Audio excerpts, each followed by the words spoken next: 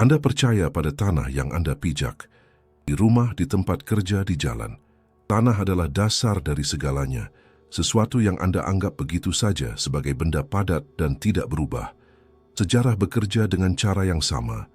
Kita bersandar pada peristiwa dan tempat yang kita anggap sebagai pilar, kebenaran yang telah mapan selama berabad-abad. Tetapi bagaimana jika salah satu pilar itu, kebenaran tentang makam Yesus di Yerusalem, menyembunyikan sesuatu? Sebuah kebenaran yang tidak pernah dilihat siapapun selama hampir 2000 tahun. Selama bertahun-tahun, kami menggunakan alat analisis pola paling kuat di planet ini, kecerdasan buatan aksioma, untuk menemukan logika tersembunyi di balik peristiwa yang dunia sebut sebagai misteri. Kami tidak mencari apa yang harus dipercaya, kami mencari apa yang dapat diverifikasi. Dan beberapa waktu yang lalu, kami memutuskan untuk mengarahkan lensa ini ke fondasi peradaban Barat.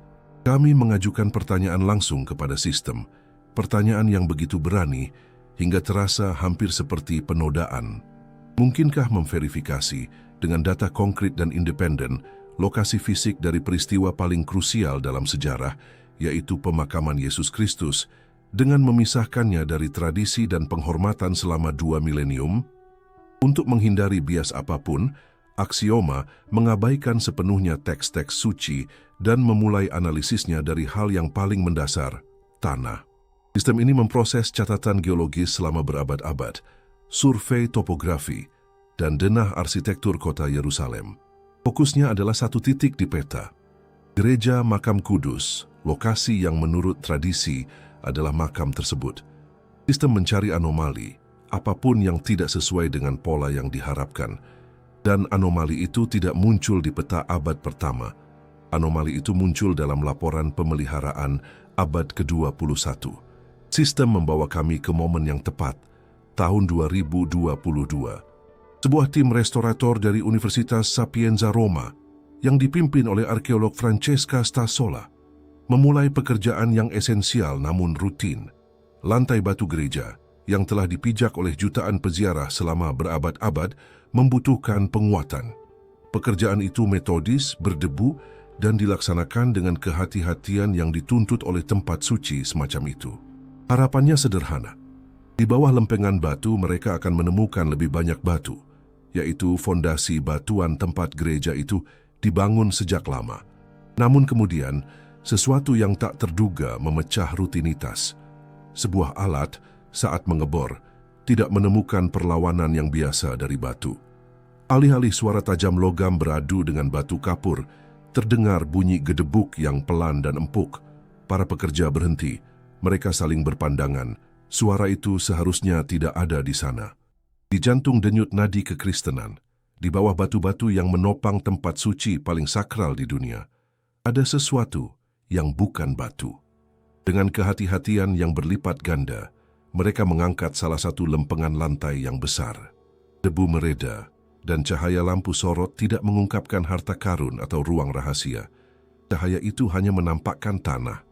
Sebuah kantung tanah yang gelap dan subur di tempat yang seharusnya hanya ada batuan padat. Aksioma segera menandainya sebagai kemustahilan geologis. Gereja itu didirikan di atas Bukit Golgota, sebuah singkapan batuan. Dari mana datangnya tanah itu? Bagaimana tanah itu bisa sampai di sana, tersegel di bawah lantai yang berusia berabad-abad? Tim Francesca Stassola, yang kini bukan lagi restorator melainkan detektif sejarah, mulai menggali, dan apa yang mereka temukan mengubah sebuah anomali menjadi portal ke masa lalu. Itu bukanlah tanah urukan biasa. Analisis tanah mengungkapkan komposisi organik yang luar biasa terawetkan. Ada serbuk sari dari bunga liar, biji anggur, biji zaitun, serta jejak pohon ara dan zaitun. Seolah-olah sepotong lanskap dari 2000 tahun yang lalu telah dipotong, dimasukkan ke dalam kapsul waktu, dan dikubur di sana. Benih-benih itu begitu utuh sehingga seolah-olah hanya menunggu sinar matahari untuk berkecambah. Itu adalah sebuah ekosistem yang lengkap, sebuah taman hantu yang tertidur di bawah lantai gereja. Lebih dari itu, penggalian yang cermat menunjukkan bahwa itu bukanlah pertumbuhan liar. Ada garis-garis bedengan yang dibatasi oleh dinding batu kecil. Seseorang telah mengolah tempat itu. Seseorang telah menanam, menyirami, dan merawat tanah itu dengan sengaja. Itu adalah ruang yang terorganisir, sebuah tempat untuk bercocok tanam, mungkin untuk kontemplasi. Misteri semakin dalam. Pertanyaan utamanya berubah. Bukan lagi, apa ini? Melainkan menjadi, mengapa ini ada di sini? Mengapa ada sebuah taman yang dirawat dengan cermat, tepat di lokasi ini? Sebuah tempat yang sejarah ajarkan kepada kita untuk diasosiasikan bukan dengan kehidupan, melainkan dengan kematian dan pemakaman. Potongan pertama teka-teki itu sudah ada di atas meja dan bentuknya tidak seperti apapun yang diperkirakan oleh sejarah resmi. Di lokasi penggalian, tim Francesca Stasola bekerja dalam keheningan yang penuh hormat. Udara terasa berat bukan hanya karena debu berabad-abad, tetapi juga karena beban pertanyaan yang mustahil. Taman itu tidak masuk akal. Itu adalah potongan teka-teki dari kotak yang sama sekali berbeda. Dalam arkeologi, konteks adalah segalanya. Dan konteks di sana adalah sebuah pemakaman berbatu, sebuah tempat eksekusi. Taman adalah tentang kehidupan, budidaya, penghidupan. Kehadiran tanah yang subur dan terorganisir itu merupakan kontradiksi yang mencolok. Sebuah nada musik yang selaras sempurna di tengah kebisingan yang memekakkan telinga. Sementara ilmu lapangan menemui jalan buntu bagi aksioma, jejak itu baru saja dimulai. Sementara para arkeolog mengkatalogkan benih dan menganalisis serbuk sari, sistem kami mengambil data mentah dari penemuan itu dan memulai pencarian baru. Fase pertama investigasi bersifat geologis, pencarian anomali fisik. Sekarang fase kedua dimulai. Tujuannya adalah untuk mencocokkan jejak botani dari taman itu, lokasi pastinya, dan perkiraan penanggalannya dengan semua dokumen tekstual yang dibuat pada abad pertama dan bertahan hingga hari ini. Tujuan mesin ini bukanlah untuk menafsirkan cerita, melainkan untuk mencari tanpa henti satu kata kunci, taman, yang terkait dengan sebidang tanah yang sama persis. Sistem memindai jutaan fragmen teks dalam bahasa Yunani, Aram, dan Latin. Sistem menganalisis catatan perdagangan, surat-surat pribadi, dekret Romawi, puisi, dan risalah filosofis. Pencarian itu seperti mencari jarum spesifik di tumpukan jerami seukuran benua. Selama berjam-jam, layar hanya menampilkan korelasi yang tidak relevan. Taman di Jericho, kebun zaitun di Bukit Zaitun, halaman pribadi di dalam tembok kota. Tidak ada yang cocok. Anomali fisik itu tetap sunyi secara tekstual. Dan kemudian sebuah sinyal berkedip. Satu kecocokan. Bukan dalam catatan pajak atau surat yang terlupakan, tetapi dalam salah satu dokumen paling terkenal dan paling diperdebatkan di dunia. Kecocokan itu muncul dalam Injil Yohanes, dalam sebuah kutipan yang spesifik dan langsung yang berbunyi. Adapun di tempat di mana ia disalibkan ada sebuah taman, dan di dalam taman itu ada sebuah makam baru yang di dalamnya belum pernah ada orang yang dibaringkan. Hubungannya begitu langsung sehingga tampak terlalu jelas. Selama 2000 tahun dunia mengetahui kalimat ini. Hanya saja hubungan langsung ini memiliki masalah. Masalah yang segera disorot oleh aksioma saat menganalisis studi teologis dan historis selama berabad-abad. Sebagian besar akademisi tidak menganggap kutipan ini secara harfiah. Konsensusnya adalah bahwa Yohanes, yang paling mistis di antara para penulis Injil, menggunakan bahasa simbolis. Taman adalah referensi ke Taman Eden yang menyiratkan bahwa kematian Yesus adalah awal dari ciptaan baru. Sebuah citra puitis, bukan alamat geografis. Ilmu sejarah telah mengarsipkan Taman Yohanes dalam folder teologi. Tetapi tanah di bawah gereja Makam Kudus tidak setuju. Benih-benih, biji zaitun, bedengan yang terorganisir. Itu bukanlah sebuah metafora. Itu adalah tanah sungguhan dengan komposisi genetik yang dapat dianalisis oleh tim Stasola di laboratorium. Untuk pertama kalinya, bukti fisik yang dingin dan objektif berbenturan langsung dengan interpretasi akademis selama 200 tahun. Apa yang oleh ilmu pengetahuan disebut sebagai puisi, kini oleh arkeologi digali sebagai sebuah fakta. Penemuan ini sepenuhnya mengubah sifat investigasi kami. Kami tidak lagi hanya melihat temuan arkeologis yang aneh. Kami berada di tengah-tengah sebuah konfrontasi. Di satu sisi, bobot tradisi akademis. Di sisi lain, bobot harfiah dari tanah. Jika taman itu nyata, maka deskripsi Yohanes bukanlah sebuah ungkapan puitis, melainkan kesaksian seorang saksi mata. Dan jika dia benar tentang taman itu, tentang apa lagi dia benar? Pertanyaan yang menggantung di udara begitu besar. Taman rahasia itu, yang tetap tertidur selama 20 abad di bawah lempengan batu, bukan hanya portal ke masa lalu. Itu adalah sebuah tantangan. Sebuah tantangan bagi semua yang kita pikir kita ketahui tentang garis yang memisahkan mitos dari sejarah. Investigasi kini memiliki tujuan yang jelas, menguji hipotesis yang paling tidak mungkin dari semuanya. Sebuah teori, seanggun apapun, hanyalah cerita yang bagus sampai diuji. Hipotesis yang ada di atas meja bersifat eksplosif. Laporan Yohanes, yang selama berabad-abad dianggap simbolis, bisa jadi merupakan catatan harfiah dari berbagai peristiwa. Jika ini benar, koherensi laporan itu tidak bisa berhenti di taman. Setiap detail yang dapat diverifikasi harus selaras dengan realitas fisik abad pertama. Untungnya, Yohanes, mungkin tanpa sadar, meninggalkan kita petunjuk krusial, sebuah detail yang bisa kita uji tanpa memerlukan mesin waktu. Kita membutuhkan sebuah peta. Tugasnya sederhana dan jawabannya hanya bisa salah satu dari dua hal, ya atau tidak. Sistem harus mengambil koordinat pasti dari penemuan itu. Titik presisi di bawah gereja Makam Kudus, tempat taman itu ditemukan, dan menempatkan lokasi ini di atas model paling akurat yang kita miliki tentang tembok Yerusalem, seperti yang ada pada zaman Yesus. Hasilnya akan memberitahu kita secara tegas apakah taman itu berada di dalam atau di luar batas kota kuno.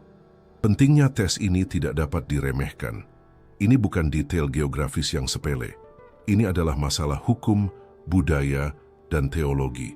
Injil-Injil, tidak hanya Injil Yohanes, menyatakan dengan jelas, penyaliban terjadi di luar gerbang kota. Ini bukan pilihan acak.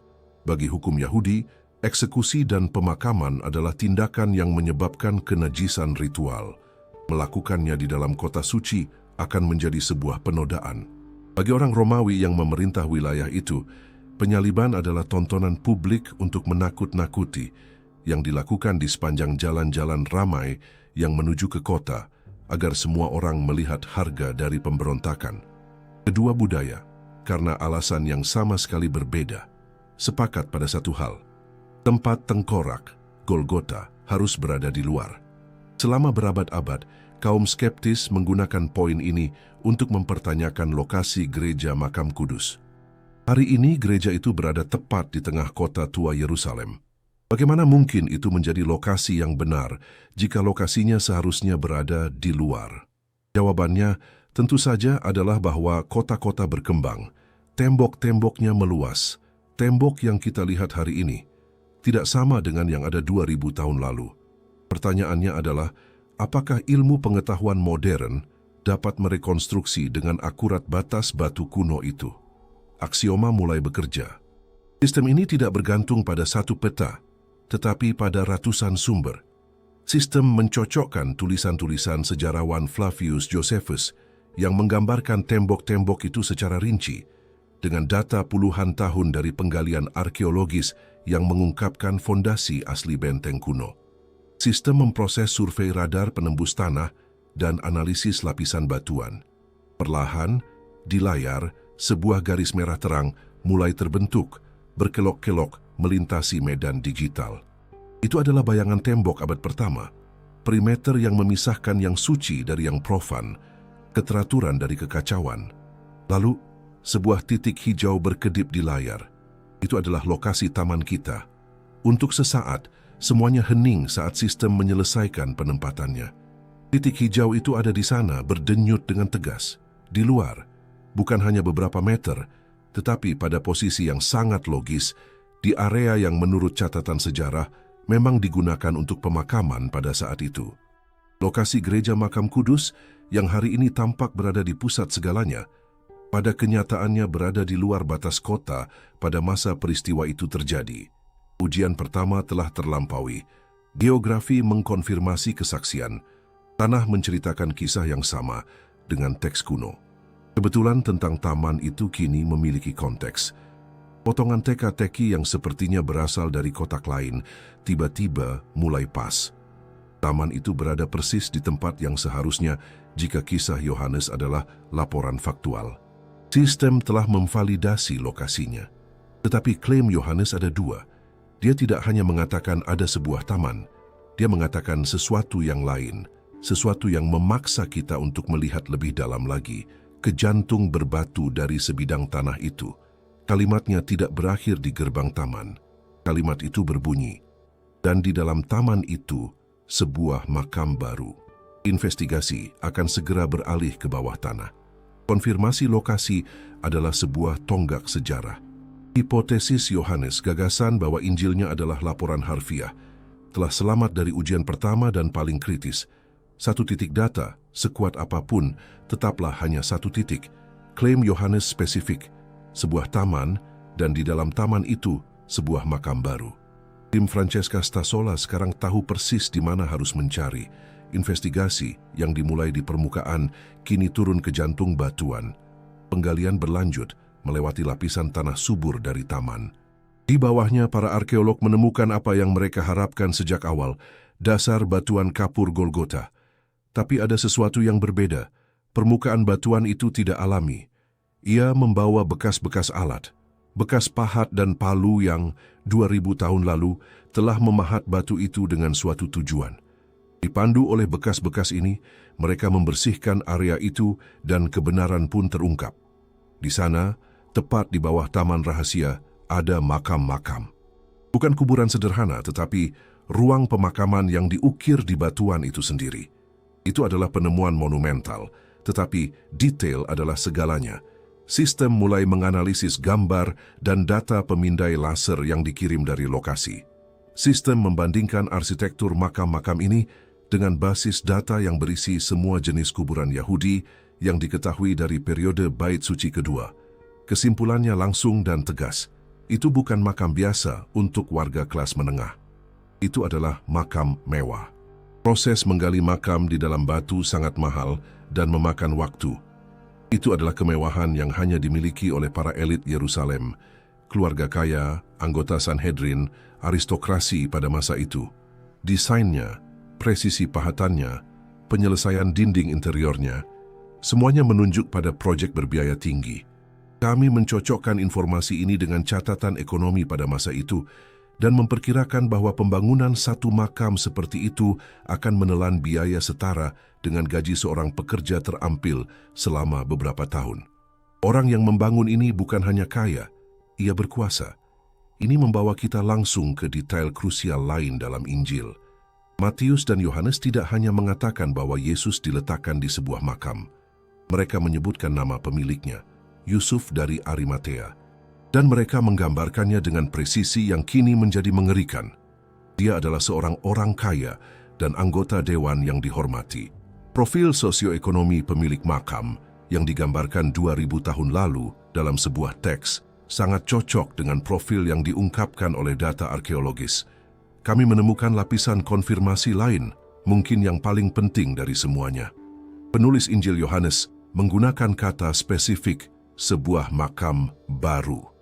Sebuah makam di mana belum pernah ada orang yang dibaringkan. Ini adalah sesuatu yang hampir mustahil untuk diverifikasi secara arkeologis. Tetapi makam-makam di bawah taman itu memiliki ciri yang aneh. Makam-makam itu tanpa celah. Tidak ada jejak pemakaman ganda, sebuah praktik umum pada masa itu, di mana tulang-tulang penghuni sebelumnya dipindahkan ke samping untuk memberi ruang bagi yang baru. Tidak ada tanda-tanda penggunaan jangka panjang yang biasa dilihat oleh para arkeolog. Analisis forensik menunjukkan bahwa jika makam-makam itu pernah digunakan, itu untuk periode yang sangat singkat. Makam-makam itu pada dasarnya baru. Konvergensi data sangat mengesankan. Kami memiliki sebuah taman di luar tembok kota, persis seperti yang disyaratkan oleh hukum. Di bawah taman ini kami memiliki makam-makam. Makam-makam ini dari jenis yang mahal, diukir di batu, persis seperti yang dijelaskan oleh Markus. Kualitas bangunannya milik seorang pria kaya, persis seperti yang digambarkan Matius dan Yohanes tentang Yusuf dari Arimatea. Dan makam-makam itu tampak baru. Persis seperti yang dinyatakan Yohanes. Setiap detail dari laporan tekstual tercermin oleh bukti fisik. Apa yang dimulai sebagai anomali suara di bawah lempengan batu kini menjadi kasus dengan banyak saksi. Tanah, batu, dan naskah kuno semuanya menceritakan kisah yang sama. Pertanyaan yang muncul kemudian adalah, bagaimana tempat kejadian perkara ini yang terawetkan dengan begitu sempurna dapat bertahan dari 2 milenium perang, gempa bumi, dan pembangunan kembali? Jawaban untuk itu akan menjadi pengungkapan yang paling mengejutkan dari semuanya. Konvergensi data tidak dapat disangkal. Kami memiliki sebuah taman di lokasi yang benar, dengan makam-makam mewah yang sesuai dengan profil persis yang dijelaskan dalam teks. Tempat kejadian perkara sudah lengkap. Tapi ini meninggalkan kami dengan masalah yang lebih besar, sebuah anomali yang diklasifikasikan sebagai kemustahilan statistik, pengawetan.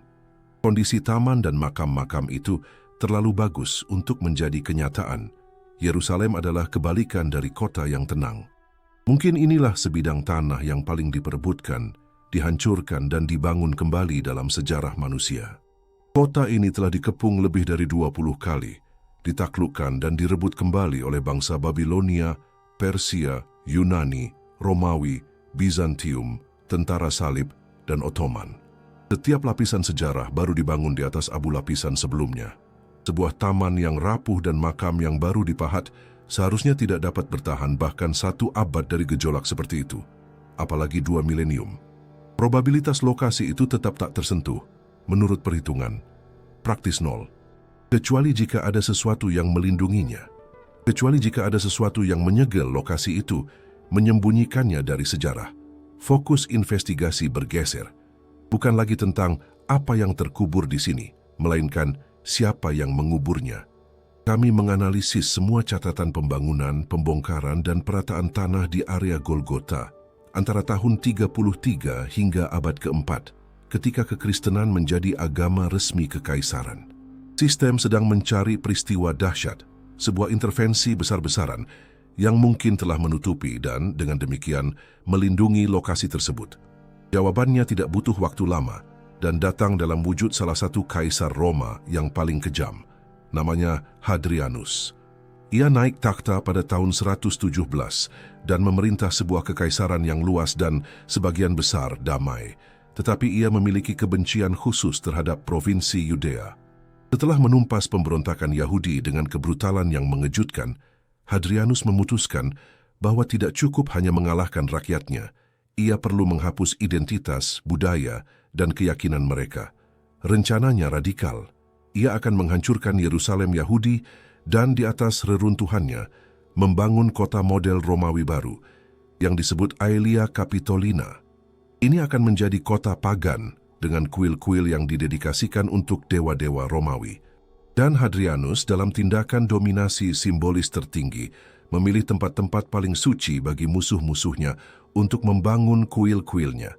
Di atas reruntuhan kuil Yahudi, ia mendirikan kuil untuk dewa Jupiter dan untuk kultus kecil dan mengganggu yang muncul dari Yudaisme, yaitu orang-orang Kristen.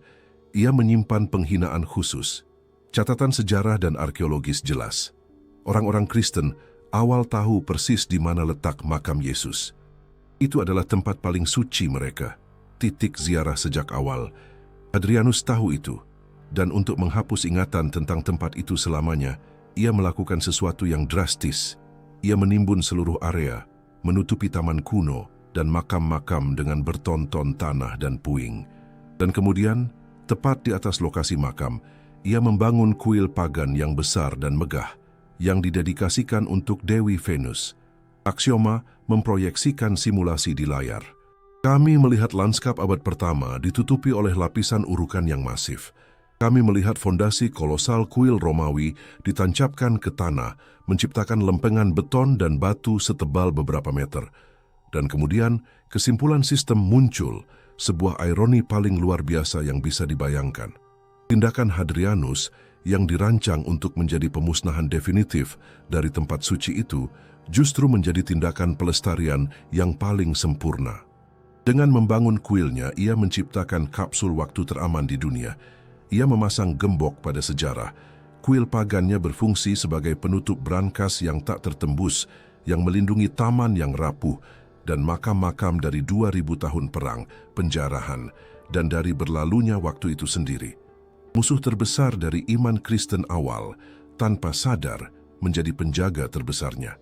Orang yang mencoba menghapus sejarah, pada kenyataannya, membekukannya untuk kita. Usahanya untuk mengubur sebuah kenangan, akhirnya menyelamatkannya dari kehancuran, membiarkannya tertidur, menunggu suara alat seorang restorator di abad ke-21. Dengan terungkapnya peran Hadrianus, teka-teki itu pun lengkap.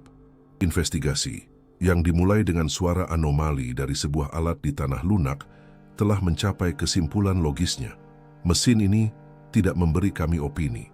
Mesin ini memberi kami sebuah vonis, berdasarkan rantai bukti yang begitu kuat sehingga, jika disajikan di pengadilan, kasusnya akan ditutup.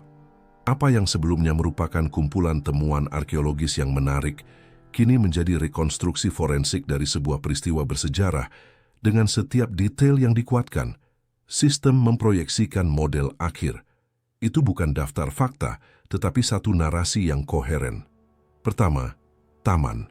Keberadaannya yang divalidasi oleh botani bukanlah fakta yang terisolasi. Itu adalah tempat kejadian perkara.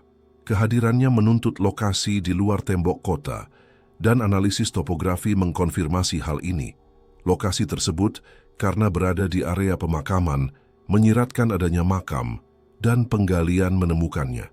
Makam-makam tersebut, karena arsitektur elitnya, menunjuk pada pemilik kaya, dan teks-teks menyebutkan Yusuf dari Arimatea.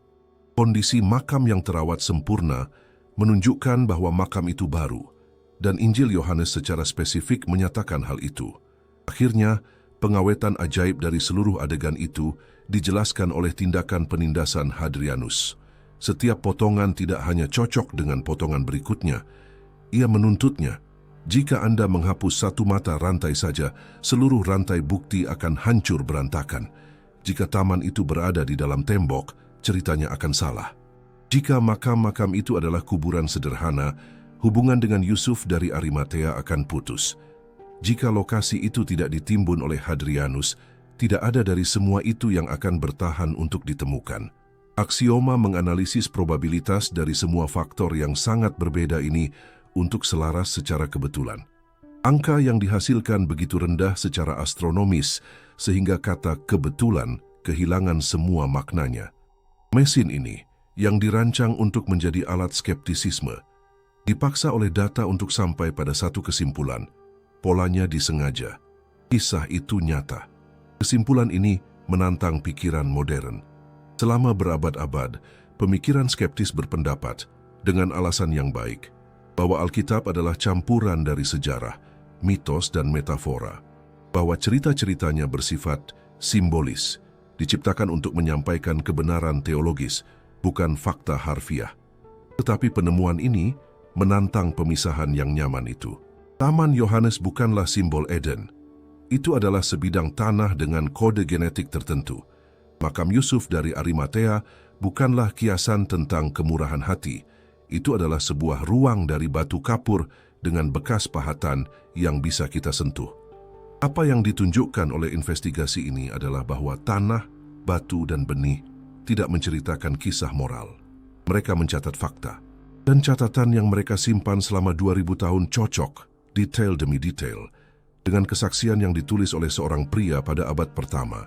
Pentingnya sebenarnya dari penemuan ini melampaui arkeologi, karena ia mengubah sifat dokumen itu sendiri. Ia mengambil salah satu pilar iman dan menancapkannya dengan kuat di dermaga sejarah. Poinnya di sini bukan untuk membuktikan sebuah agama. Iman tidak membutuhkan bukti arkeologis. Poinnya adalah untuk menunjukkan bahwa narasi sentral peradaban Barat bukanlah sebuah legenda yang terjadi di negeri pada zaman dahulu kala. Itu terjadi di tempat nyata, pada hari nyata, dengan orang-orang nyata, di sebuah taman yang benih-benihnya menunggu 2 milenium di bawah lempengan batu untuk berkecambah sebagai saksi. Kisah ini dimulai dengan sebuah batu lantai yang dipindahkan oleh para restorator. Dan sekarang kita mengerti bahwa kebenaran itu hanya bertahan karena disegel di bawah batu terbesar dari semuanya, sebuah kuil utuh yang ditempatkan di sana oleh seorang kaisar yang dalam usahanya menjadi penggali kubur sebuah iman malah menjadi arsiparisnya. Jadi apa yang berubah? Gereja Makam Kudus tetap berdiri di Yerusalem. Para peziarah akan terus mengunjunginya seperti yang telah mereka lakukan selama berabad-abad. Iman orang tidak bergantung pada laporan analisis tanah atau model komputer. Tapi sesuatu yang mendasar telah berubah. Sifat dari tanah itu sendiri telah berubah. Apa yang tadinya merupakan lokasi tradisi yang ditopang oleh cerita-cerita yang diwariskan dari generasi ke generasi, kini juga menjadi lokasi bukti. Lantai gereja itu bukan lagi hanya lantai suci, itu adalah arsip yang disegel. Penemuan ini tidak bertujuan untuk memaksakan kepercayaan. Aksioma bekerja dengan logika, tujuannya tidak pernah untuk mempromosikan perpindahan keyakinan. Apa yang dilakukannya adalah menghilangkan penghalang yang selama ini memisahkan iman dari sejarah. Sistem ini menunjukkan bahwa dalam kasus spesifik ini, keduanya tidak bertentangan. Sebaliknya, keduanya adalah dua laporan dari peristiwa yang sama. Yang satu ditulis di atas papyrus dan yang lainnya diawetkan di dalam tanah dan batu. Di dunia yang menuntut bukti untuk segalanya, penemuan ini berfungsi sebagai pengingat kuat bahwa kekristenan tidak lahir dari ide abstrak atau mitos yang jauh. Ia lahir di tempat nyata, dengan koordinat geografis, di sebuah taman yang benih-benihnya kini kita analisis di laboratorium. Benih-benih dan biji zaitun itu mungkin adalah saksi yang paling sederhana dan paling kuat dari seluruh kisah ini. Mereka tidak bisa berbohong. Mereka tidak memiliki teologi untuk dibela. Mereka hanyalah apa adanya, kehidupan yang ada di tempat itu pada periode itu. Selama 2000 tahun mereka diam dalam kegelapan, menjaga memori genetik lanskap yang menyaksikan peristiwa-peristiwa tersebut. Mereka adalah bukti bahwa kebenaran, sedalam apapun ia dikubur, tidak akan pernah benar-benar mati. Ia hanya menunggu. Menunggu saat yang tepat, alat yang tepat, pertanyaan yang tepat untuk diungkap kembali ke dalam cahaya. Investigasi kami dimulai dengan sebuah suara dan kemudian dengan pergerakan sebuah batu.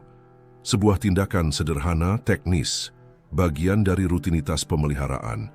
Tetapi simbolismenya tidak mungkin diabaikan. Di tempat itu ceritanya selalu tentang sebuah batu yang digulingkan untuk mengungkapkan sesuatu yang dianggap telah hilang selamanya. Apa yang dilakukan oleh tim Francesca Stasola dengan alat-alat modern dan metodologi ilmiah mereka adalah semacam gema dari peristiwa itu. Mereka memindahkan batu-batu lantai dan dengan melakukan itu mereka membiarkan cahaya masuk ke tempat yang telah disegel sejak Kaisar Hadrianus mencoba dengan sekuat tenaga untuk menenggelamkannya dalam kegelapan abadi. Aksioma menunjukkan kepada kami sebuah pola. Sistem ini membuktikan kepada kami bahwa sejarah meninggalkan jejak dan dengan teknologi yang tepat kita dapat belajar membacanya. Tetapi pelajaran yang lebih dalam tidak terletak pada data. Pelajaran itu terletak pada persepsi bahwa masa lalu tidak sejauh yang kita kira. Ia secara harfiah berada di bawah kaki kita. Tanah yang kita pijak adalah sebuah buku sejarah dengan bab-bab yang belum dibuka. Penemuan di gereja Makam Kudus ini adalah momen langka di mana arkeologi, sejarah, dan iman tidak hanya menunjuk ke arah yang sama, tetapi berbicara dengan satu suara. Dan suara itu mengingatkan kita pada sebuah kebenaran sederhana. Tempat memiliki memori. Dan beberapa tempat, yang paling penting, memiliki memori yang begitu kuat sehingga bahkan kekuatan sebuah kekaisaran atau berlalunya 2 milenium tidak dapat menghapusnya. Inilah sang peneliti. Kebenaran ada di sana sepanjang waktu, menunggu dalam diam. Kita hanya perlu belajar mendengarkan tanah.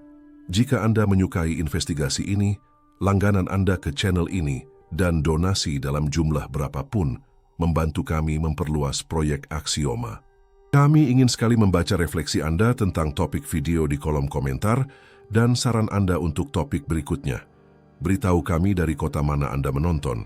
Terima kasih telah menemani kami sampai akhir.